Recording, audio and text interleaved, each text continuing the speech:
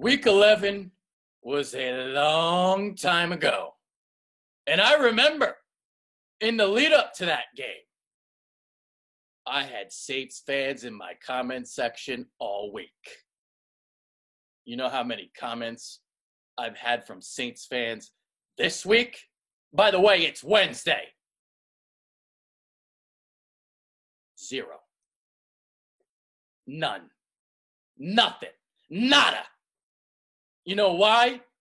Because they know. They're scared of the Eagles.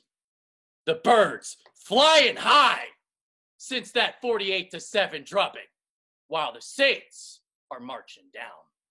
I've got the nuggets. You want to hear them? Because they're pretty interesting. Yeah.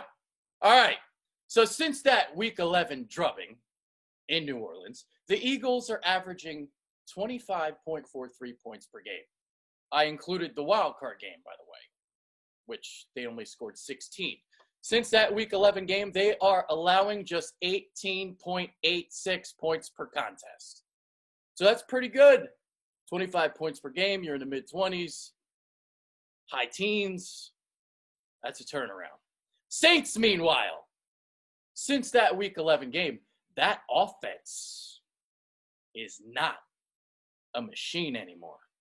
22.4 points per game since Week 11. What has happened to the Saints offense? Well, I'll tell you what happened in a second. All right.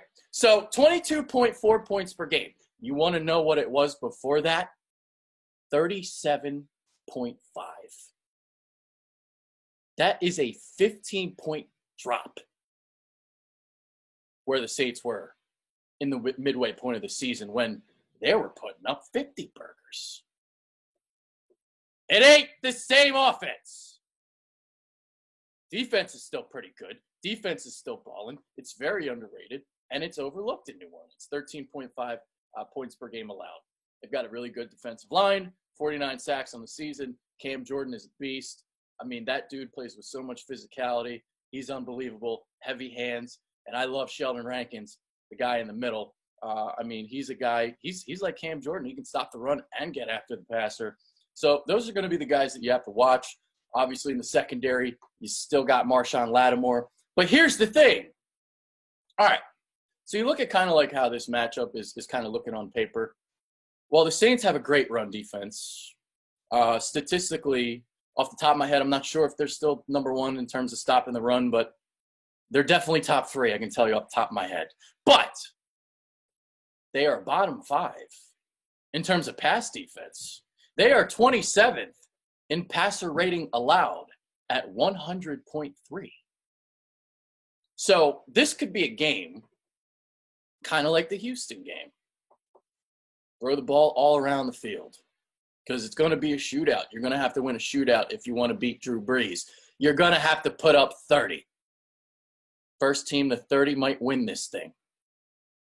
Now, you guys know about the Dallas upset and the potential blueprint that was made up on the Saints. So you remember that big upset win by Dallas. They have the linebackers to handle Alvin Kamara coming out of the backfield. They've got all that speed and athleticism with Leighton Vander Esch and Jalen Smith. But the Eagles, they do have Nigel Bradham. And Nigel Bradham, I thought, did a tremendous job last week as the spy to Mitchell Trubisky. I'm not saying he's going to stop Alvin Kamara, but maybe limit him somewhat. I mean, these Kamara, Michael Thomas, Drew Brees, the numbers are down since Week 11. They are down. It's not the same offense. You got to have fast linebackers, smart linebackers, taking the right angles. I mean, I remember last year, I know Christian McCaffrey, he wasn't as good last year as he was this year, but I remember that Panthers game and how great Bradham did out on him coming out of the backfield several times, just limiting the potential yards after the catch as much as possible. I thought Bradham did a great job last year. So we'll see. I mean, Kamara and Ingram, they ran all over the Eagles in Week 11, but it is, again, a tale of two different teams. So the Eagles were averaging 4.7 yards per carry allowed during the season, but that number is down to 2.5 yards per carry in the last 4 games. So that number is down. They're stopping the run now. And that's something that the Saints, they really like to pound the rock more and more as Drew Brees has gotten older. So believe it or not, it's not like a throw it all around the park type offense. They do like to run the ball. But the Eagles are stopping the run. The other thing, obviously, about that Week 11 game is, if you remember, so many injuries to the secondary.